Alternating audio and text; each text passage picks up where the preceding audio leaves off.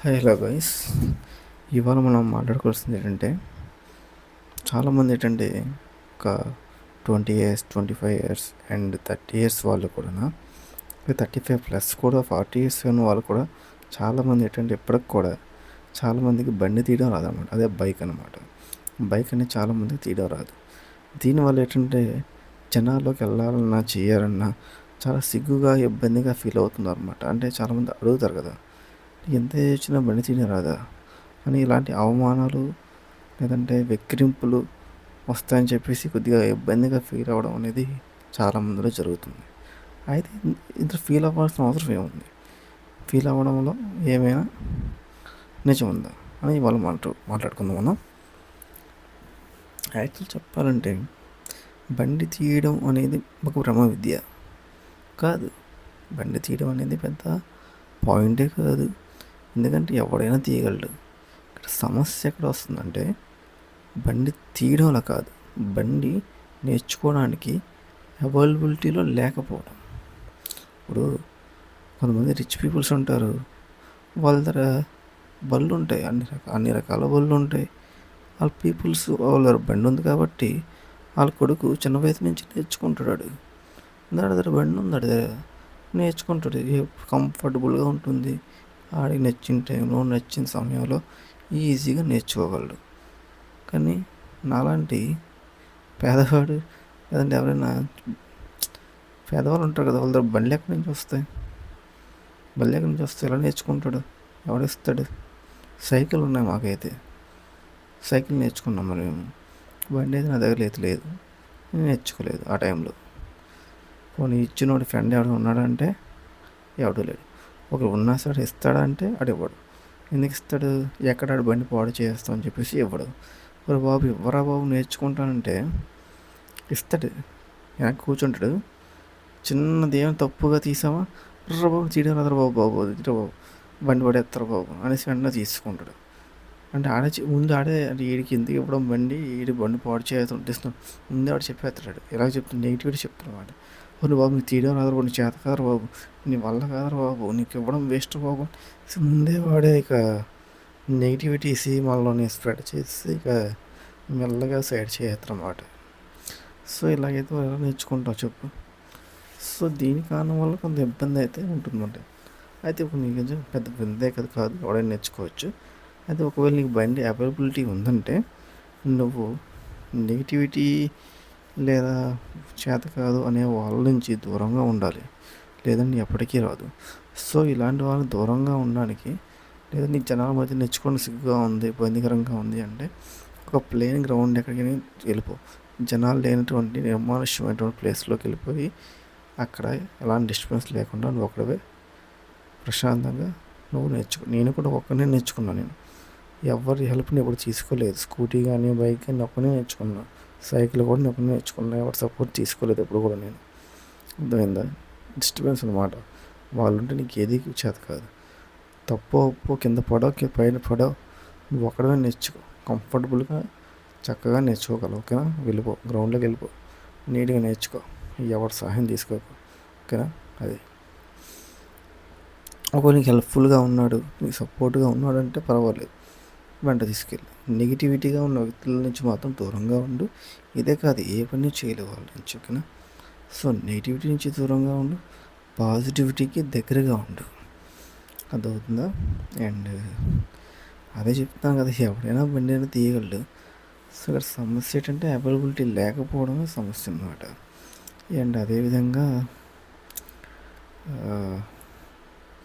ఇంకేం చెప్తాం, చాలామంది మాట్లాడాలంటే నేనైతే చాలాసార్లు ఒకసారి మా ఫ్రెండ్ గాడి అదే బండి అయితే లేదనమాట, ఫ్రెండ్స్ బండి ద్వారా నేర్చుకున్నాను. ఇలాగే నెగిటివిటీ చెప్తారు కదా, నీ చేత కాదు, నీ వాళ్ళ కాదు. కానీ నాకు మెయిన్ ఏంటంటే రోడ్డు మీదకి వెళ్ళేటప్పుడు గేర్లు అయితే మార్చేటప్పుడు చాలా భయం వేస్తుంది అనమాట. దేనికి ఏ గేర్ నొక్కిస్తామని తెలియదు, దేనికి ఎప్పుడు క్లచ్ నొక్కిస్తామని తెలియదు. టపా మార్చేసాను. ఆడంటాడు, నీ క్లచ్లు వెళ్ళిపోతారా బాబు, ఏం చేస్తున్నావు అనేసి. ఒకసారి ఇద్దరిని ఎక్కించుకొని ఫస్ట్ టైం తీస్తాను నేను. సైకిల్ వస్తే చాలు, జస్ట్ ఈ గేర్లో పని చేస్తే క్లచ్లో పని చేస్తుంది తెలుసుకుంటే చాలు మనం తీసేవచ్చు. నేను అలాగే తీసేసాను. ఫస్ట్ టైం ఇలా కూర్చున్న బండి మీద అప్పుడే తీసేసాను బండి. తీసిన వెంటనే వెనకాల నా ఫ్రెండ్స్ ఇద్దరు కూర్చున్నారు అనమాట. కూర్చున్న తర్వాత తిన్నగా వెళ్ళి ఒక 2 కిలోమీటర్స్ దాకా మా ఊర్లో అందరం ఒక కోవిల్ ఉంటుంది కొండ మీద. అయితే 2 కిలోమీటర్స్ జర్నీ చేయాలి. మధ్యలో ఒక అప్ రోడ్డు ఉంటుందన్నమాట. కొంచెం ఎత్తులో ఒక రోడ్డు ఉంటుంది. ఆ రోడ్డు మీద నేను తీసుకెళ్ళాను అనమాట వాళ్ళని. అదే ఫస్ట్ టైం తీసాను. తీస్తున్నటువంటి తొందరలోనో లేదంటే వీళ్ళతో వెనకాల వీళ్ళతోటి వాళ్ళు చెప్తుంటారు అన్నమాట, ఏ గేర్ అయ్యి ఆ గేర్ అయ్యి అది అని. అయితే అది వింటూ నేను ముందు నా స్పీడ్ బ్రేకర్ని చూసుకోలేదు. సర్రమని తీసుకెళ్ళి ఎక్కించాను. ఎక్కిస్తే ఇంకే బండి బోల్తా పడిపోయింది. నాకేం అవ్వలేదు కానీ మా ఫ్రెండ్ గారికి చేతులు అవి రక్కిసాయి రోడ్డు మీద. కానీ తర్వాత రివర్స్ వచ్చిన తర్వాత సడన్గా నేను రోడ్డు మీదకి స్లోగా రావాలి కదా, రేజ్ అనేది ఎక్కేసేటప్పుడు రోడ్డు మీద సర్రం వస్తుంది అనమాట. అట్టించి వాడు వచ్చాడు, ఆడ తిట్టేసాడు శుభ్రంగా. రోడ్డు మీద బండి తీయడం వచ్చా నీకు రాదా అనేసి. అంటే ఇలాంటివి జరుగుతుంటాయి అన్నమాట. చాలా రోడ్డు మీద మాత్రం నేర్చుకోకూడదు. డేంజర్ ఇవ్వడం కానీ అడవి గుద్దియడం కానీ జరుగుతాయి. కొంచెం జాగ్రత్త. అందుకే ప్లేయింగ్ గ్రౌండ్లోకి వెళ్ళిపోతే ఏ సమస్య ఉండదు. ఓకేనా? అది జరుగుతాయి. మీకు చాలామంది ఏంటంటే ఇప్పుడు కూడా బయటికి వెళ్ళాలంటే అదే చుట్టాలు అంటే వెళ్తాం కదా. ఇప్పుడు ఈ బండి తీయడం రాకపోవడం వల్ల ఏమవుతుందంటే, ఏ జాబ్కి వెళ్ళాలన్నా, ఏ చుట్టాలింటికి వెళ్ళాలన్నా, ఎక్కడికి వెళ్ళినా సిగ్గు అనమాట. నేనైతే సిగ్గుపడిపోతుండేవాడిని. చాలా చోట్ల ఏంటంటే ప్రజెంట్ ఎక్కడైనా సరే నీకు జాబ్ చేయాలంటే బండి అయితే అక్కడ రావాల్సిందే. ఇది ఏదైనా అవసరం పడుతుంది, పంపిస్తారు బయటికి. అది తెమ్మని ఇచ్చేయని. మనగా బండి తీయడం రాదు, ఎక్కడెవడో అడుగుతాడేమో, ఎక్కడెవడో అవమానిస్తాడేమో అనేసి నేను వెళ్ళేవాడిని కాదు జాబులకి. చుట్టాలింటికి కానీ ఫంక్షన్లు కూడా వెళ్ళేవాడిని కాదు. ఎక్కడెవడో బండి తీసుకొని వెళ్ళి ఏదైనా తెచ్చి అంటాడేమో అని సిగ్గుగా ఉంటుంది కదా అంతకుముందు. సో దీనివల్ల ఏంటంటే నేను జనాలతో కలవడం కూడా కొంతకాలం మానేశాను. అలా ఉంటుంది అన్నమాట. ఆ టైంలో అలా ఉండేది నా ఫీలింగ్ రాకముందు. ఇప్పుడు కూడా టచ్ లేదు, పోయింది. స్కూటీ అయితే తీస్తాం కానీ బండి అయితే అవైలబిలిటీ లేదు కదా. అవైలబిలిటీ లేదు, మనం ఏం చేస్తాం? దేనికైనా అవైలబిలిటీ ఉంటేనే కదా. చాలామంది చుట్టాలు ఫ్రెండ్స్తో కూడా వెళ్ళాలని సిగ్గు అనమాట. ఇటు ఎక్కడే ఎవరో కొత్త వాళ్ళు ఉంటారు కదా, ఎవరైనా ఇటుకి ఇంకా తీయడం రాదా అని అంటారేమో అనేసి నేను కొద్దిగా వెళ్ళేవాడిని కదా వాళ్ళతో కూడా.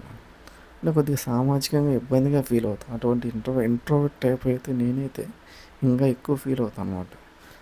సో చిన్న విషయాన్ని ఎక్కువ డీప్గా ఆలోచిస్తాను అనమాట. చాలామంది ఉన్నారు బయటకు వెళ్ళిన తర్వాత నాకు తెలుసు, జనాలతో కలుస్తున్న వాళ్ళది తెలుస్తుందండి. మళ్ళాంటి వాళ్ళు చాలామంది ఉన్నారు అనే విషయం నాకు తర్వాత తెలిసింది. నేను అనుకునేవాడిని వీడికి అందరికీ అన్నీ వచ్చేమో, నాకు మాత్రం ఏది రాదేమో అనుకునేవాడిని. కానీ బయటికి వెళ్తే మనలాంటి వాళ్ళే చాలామంది ఉన్నారు. ప్రతి ఒక్కరు మనలాంటి వాళ్ళే, అలాగా వచ్చి రాని వాళ్ళే, మెల్లగా నేర్చుకుంటూ పైకి వాళ్ళే, పైకి ఎదిగిన వాళ్ళే అన్నమాట. బయటికి వెళ్తే తెలుస్తుంది what is the right, what is the wrong right అనేది. మళ్ళీ మనం ఏదేదో మాత్రాలు ఉన్నాం అనుకోవడం తప్పు. చాలామంది అలాగే ఉన్నారు. అందరూ ఇంతే అన్నమాట. అందరికీ సిగ్గులు ఉంటాయి, మొహమాటాలు ఉంటాయి, భయాలు ఉంటాయి, భీతి అనేది ఉంటుంది. అది మ్యాటర్. సో ఏంటంటే హ్యాపీగా వెళ్ళి నేర్చుకో. ఎవడేమనుకుని పట్టించుకోకు. నీకు ఏజ్ ఎంతైనా పర్లేదు, బయటికి వెళ్ళి నేర్చుకోవాలనిపిస్తే నేర్చుకో, లేదు వద్దనిపిస్తే వదిలేసాయి, నీ ఇష్టం. ఓకేనా?